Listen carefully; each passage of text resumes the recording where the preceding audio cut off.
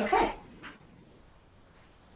So hello, and thank you for joining us in the Continuing the Conversation studio. Continuing the Conversation, or CTC, is an arts and education network founded and organized by alumni from the Arts and Education program at the Harvard Graduate School of Education. Our goal is to provide spaces for conversations that are important to advancing work in the arts and education sector and to get as many people as we can across sectors engaged in those conversations. You can join in today by commenting on our website, aieconversation.org, or by tweeting with the hashtag AIECTCchat. I am Karina Cohen, a co-chair of CTC and alumna of the AIE program. I'm excited to welcome our guests today to discuss research in arts education. Why should we bother? To what end? And does it ever really influence policy and practice? We are joined in the studio today by Kristen Engebretsen, a 2004 alumna of the Arts and Education program at Hugsy. Since 2011, Kristen has served as the Arts Education Program Manager at Americans for the Arts. We are also joined by two current students from the Arts and Education program, Tess Landon and Karina Cohen. And as always, we are joined by Steve Seidel, the director of the AIE program at Harvard. Steve, I'm going to hand it off to you to get this conversation started. Great, thank you, Carissa. And Kristen, very nice that you can be with us today, and Karina and Tess, I'm happy that you can be with us as well. So this is an interesting framing of this topic about research in arts education. I'm interested in it for a number of reasons, but particularly, and I claim ownership here. I was part of the group that framed the set of questions for today's session, but it has an oddly skeptical tone to it when you read it in a certain way. Research in arts education. Why should we bother? To what end? Does it ever really influence policy and practice? So let's own that skepticism. Let's say that and acknowledge that research in arts education is a significant enterprise. It takes real work, real time, real money, real resources. And when I think about all of that from the point of view of my own experience and my own work as a practitioner, I think, well, I don't know. I think we could use that money in much more productive ways just by doing good work. Why do we need all of this research? So I'm going to just quickly offer two reasons why I think a lot of arts ed research is really wonderful, but I'm thrilled that Kristen is with us today because I think we can really dig into the question of does it ever, and in what ways can arts ed research really influence policy and practice? So one reason to do research in arts education is that there's a lot about teaching and learning in and through the arts that we just don't really understand that well. I mean, there's a lot of knowledge embedded in the field and in the people who do this work, but getting that knowledge out and finding ways to talk about it and share it and analyze it and reflect on it is not so easy to do. So good research on basic teaching and learning, I think, can always be of value. And I would argue not only does that research in learning and teaching in the arts have value for arts educators, but they have real value for educators of any subject. The other is, a lot of arts education research is actually evaluation, program evaluation. And program evaluation helps programs to get better. And that's really powerful and really important. So while it can often feel like it's more money than you want to be spending on it, if you do it well, if it's embedded in the work itself, if people are learning in the process, then that can be very powerful and very useful. But it is also true that we think a lot in this sector, as in other sectors in education, that research is an important part of building our arguments as we advocate for the work that we care about so deeply. And that's in particular, Kristen, where from your perspective at Americans for the Arts, it would be great to get some insight into what kind of arts ed research from your end really is useful, really does make a difference, what distinguishes that research, and how do you go about using it? So why don't I pass it over to you at this point? Thank you, Steve.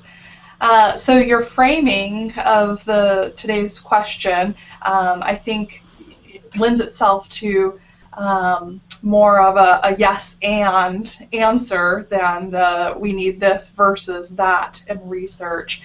So I'm coming off of 4 separate conferences, just got back to my desk, all talking about arts education, research, policy, practice, and each of them had kind of a different answer to this question. So I'll give you a little bit from each conference to kind of frame my answer.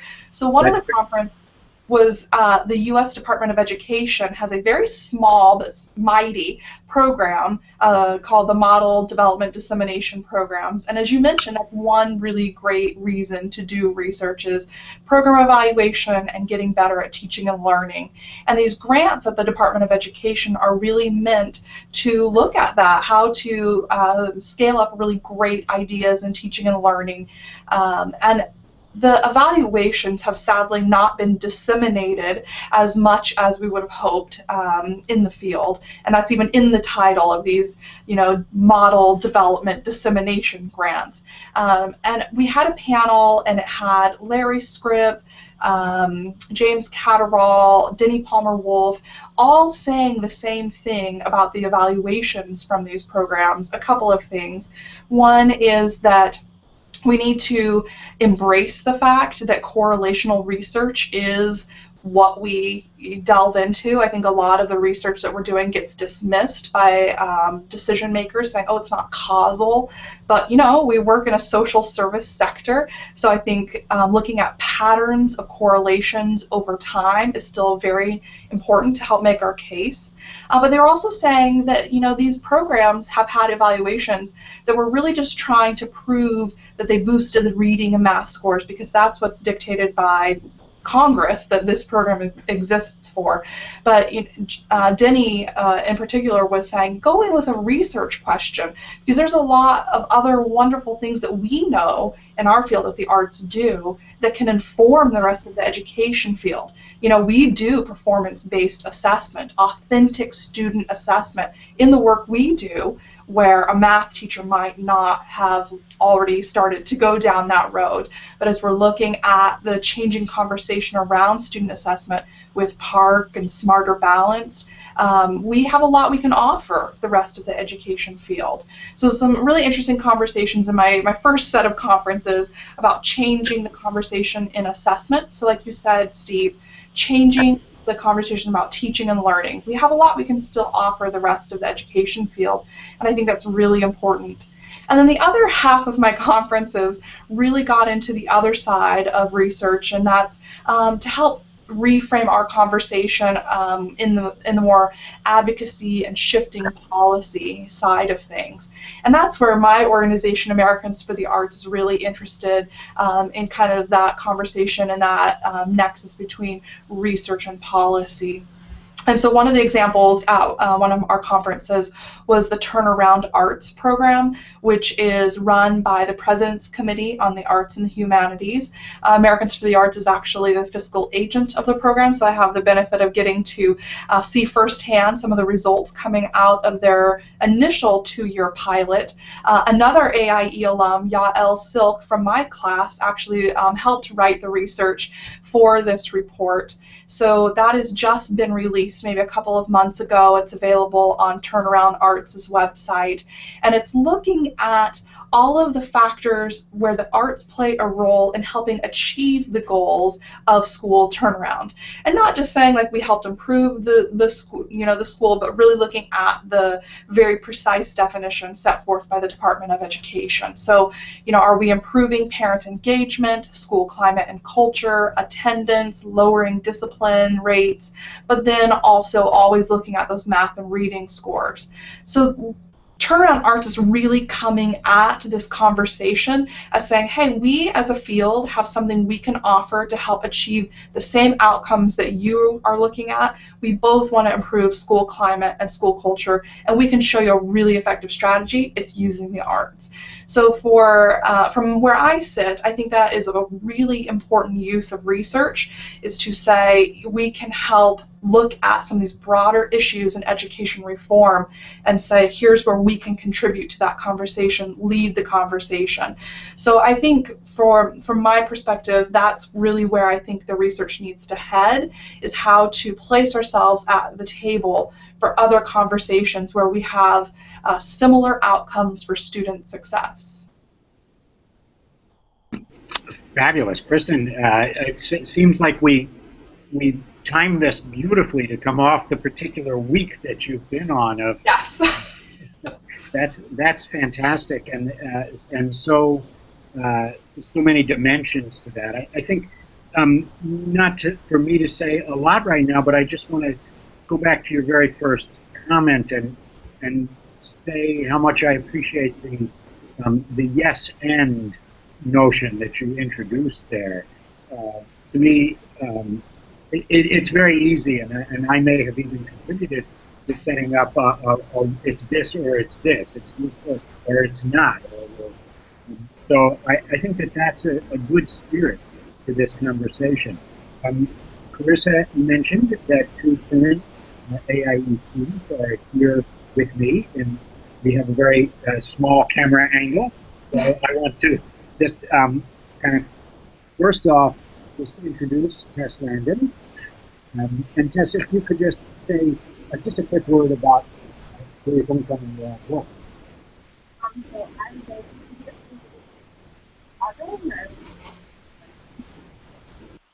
doing arts advocacy around international human rights crises, so mostly photo-based exhibitions that toured and raised awareness, and then also for the last 6 years or so have been teaching arts and literature to incarcerated adult students in New York and in Illinois.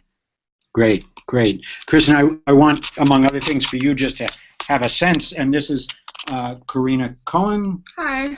And Karina, can you just give us a little of your background? Sure. So I'm actually from the Boston area, but I've been living and working for the last few years in New York, where I was working at the Whitney Museum of American Art with their teen programs. And it's interesting that we're talking about research, because while I was there, I think it's still ongoing, but one of the people in the education department was engaged in working on a sort of long-term longitudinal study of the impact of teen museum programs, which I think is an interesting sort of area. It was interesting for a few reasons. Like, the kind of research they were doing was highly qualitative, and I think it's interesting to think about using artistic and arts-based research methods when you're doing arts education research, and sort of what that looks like.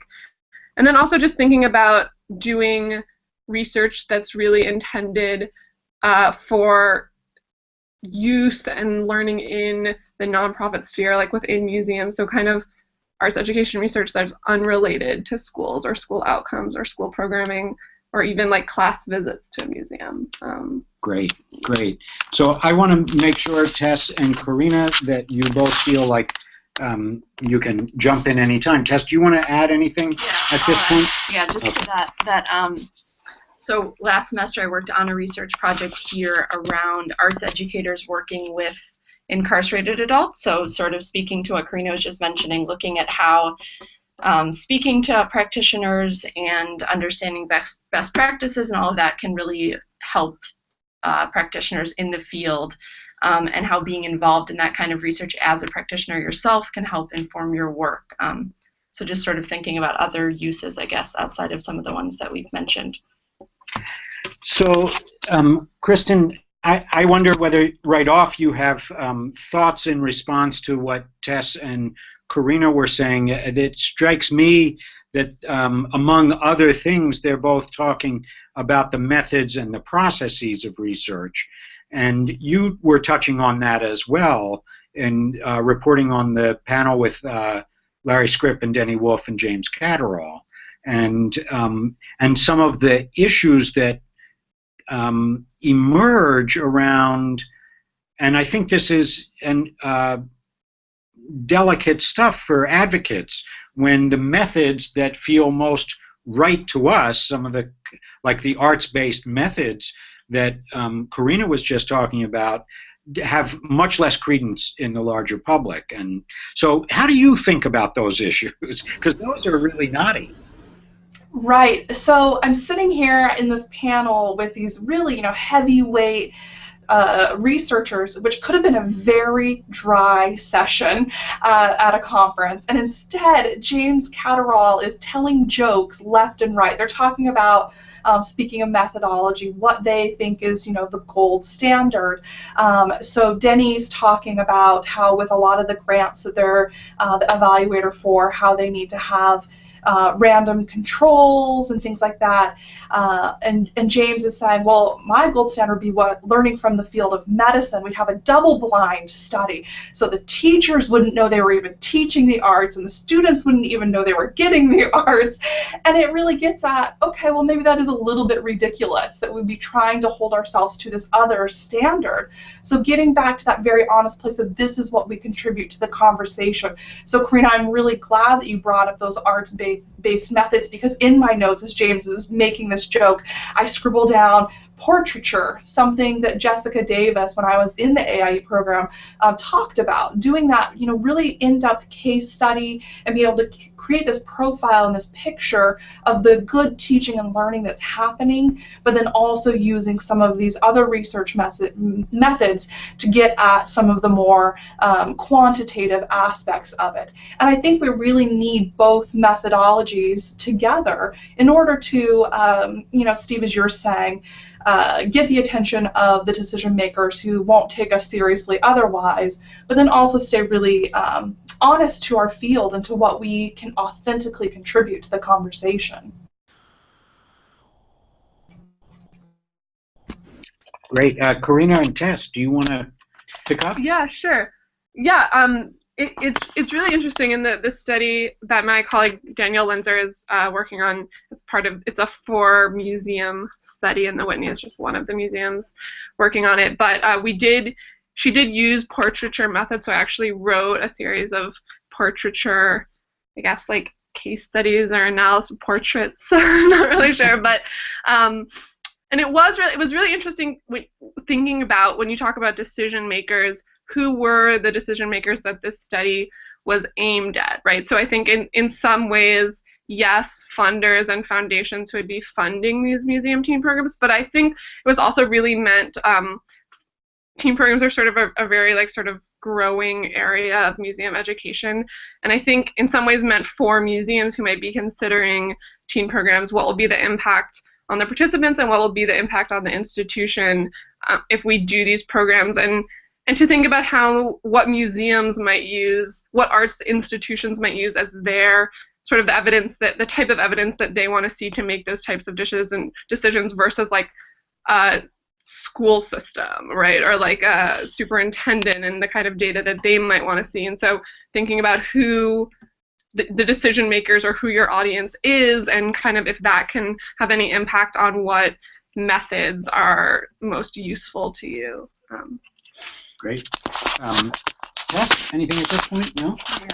Kristen, I wonder whether you have thoughts back right now? Yes. So, Karina, that was like the softball setup for my bread and butter here at Americans for the Arts. So we take the research and then we distill it down into those advocacy talking points to really influence policy. And so for me, the research methodology is important, but it's also being able to take all of this information that we have about arts education and the value of it and distill it down to this.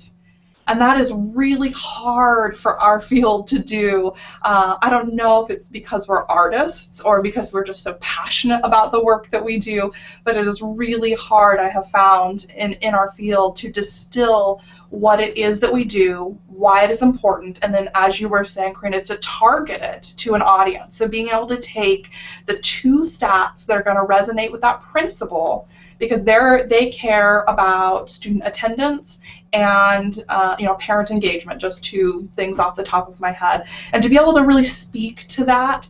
And for all of the value of research, because you can't have a great argument without data and talking points, that's not what's going to stick at the end of the day. It's also that really lovely, compelling story that captures the hearts and the minds of these decision makers. So, like I said, it was a softball setup of that. You have to have the data and the story, and you need to be marrying that together. And that's what's really going to influence what people, how they see it is, what you do, how it adds value to what they do. And I think we need to be taking the research and using it to frame ourselves as a solution and as someone at the table who has those shared goals and outcomes, and start to speak the language of school leaders and policymakers, and get away from some of the jargon in our own field, and make our case in a very succinct, eloquent way.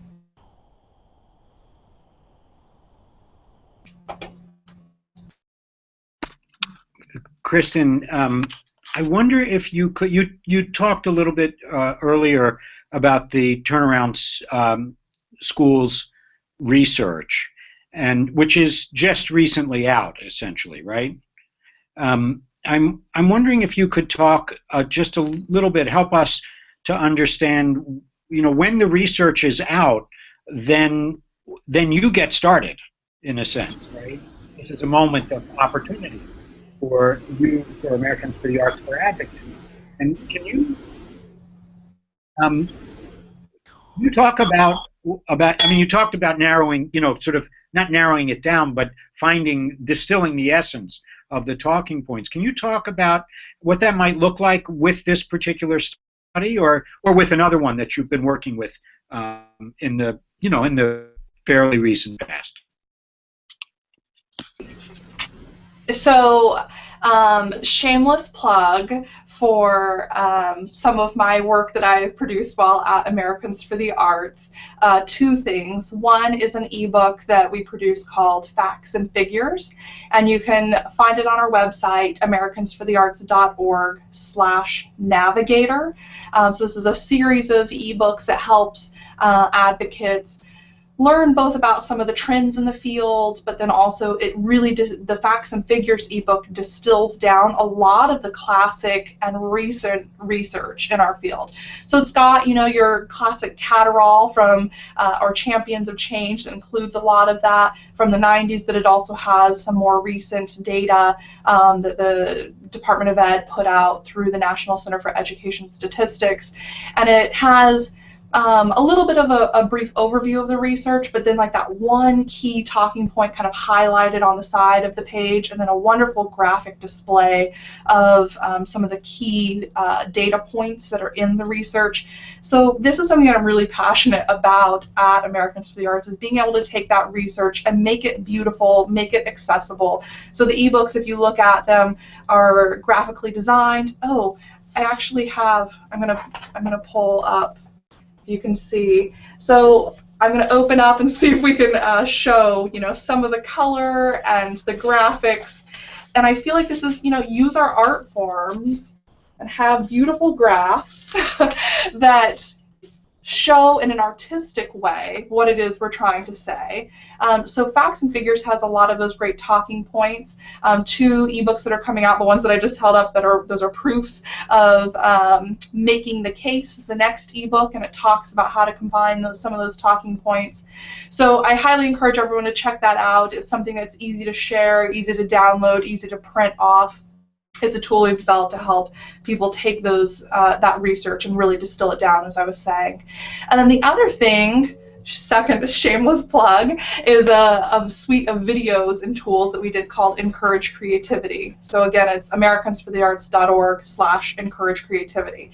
It's a suite of videos, first and foremost, that artistically tells the importance from a student's perspective of why they're involved in the arts. But then it's backed by a link to all of the facts and figures in the ebook, as well as we were just talking about really narrowing it down to a particular audience. We have some one-pagers about here's like the 3 talking points for a principal, or here's 3 talking points for a business leader. So we try to do some of that work for you at Americans for the Arts, trying to help you pinpoint those key top-line messages from the research, and then pinpoint which audience that you would really want to direct that message to, and giving you a graphical, beautiful either ebook or video to help you make that case in a compelling way. So I highly encourage everyone to go check that out. And then with Turnaround Arts, they have their own beautiful report. I owe them a blog post, so that's pending out, maybe in a week or so. You can check out Americans for the Arts' blog. And I'm typing up some of those top lines from the Turnaround Arts study. A couple of things that really stood out as I was listening to their executive director at several of the conferences I was at this week. One is, the reading and math scores. That's the primary thing that everyone measures success by in turnaround schools. So a 22.5% increase in math scores for these schools on average, and a 16% increase in reading scores on average for these schools, which is impressive. Even more impressive, though, is the almost negligible discipline referrals in these schools that went from 80 out-of-school suspensions a year to like almost 0. Or the attendance rate. The average was about 91, which doesn't sound very high, but they had one school that had a persistent problem that brought the average down. So some of the schools had, high 90s, which again, going from these turnaround schools are the bottom 5%. And in some cases, Louisiana, one of their pilot schools, it was the lowest performing school in all of Louisiana, which makes it one of the most lowest performing schools in the entire country. So for them to turn around and have a high attendance rate like that, incredible. But the last key point that I think I'll touch on is that if you're familiar with the turnaround strategy, they're pretty intense. You get a new principal, you fire half or all of your staff. I mean, these are environments where it's really hard to get people to then, again, coalesce around an idea, move forward, keep that morale high, keep the teachers engaged, and support them in what they're trying to do. And over 70% of the teachers that were surveyed in this pilot program said that the strategy of using the arts to turn around the school was an effective and engaging strategy for them as teachers. So these are veteran teachers who have seen it all come down the pike, and this is just yet another reform. These are newbie Teach for America teachers thrown in with these veterans who hate them, and they're all coalescing around this idea saying, yeah, this is working for our kids. And principals said that key ingredient of teachers agreeing was one of the things that helped them be really successful in their turnaround and get those reading scores, math scores, attendance increases, that kind of a thing. So I thought that was really fascinating to hear that morale boost for these really difficult environments. So again, I encourage you guys to check out. Hopefully in about a week we'll have a blog kind of summarizing some of those top lines. But the full research, as you mentioned, Steve, is available now on their website. And it's really good stuff. Yeah, great. Well, thank you both for pointing us to all of those resources, but also for opening up the process a little bit in terms of the dialogue, the relationship between the research, the advocacy, and the larger community. That's fantastic. So we're right up against the end of our time here, and I just want to see if Tess, if you have a final comment or a question you want to throw out, anything.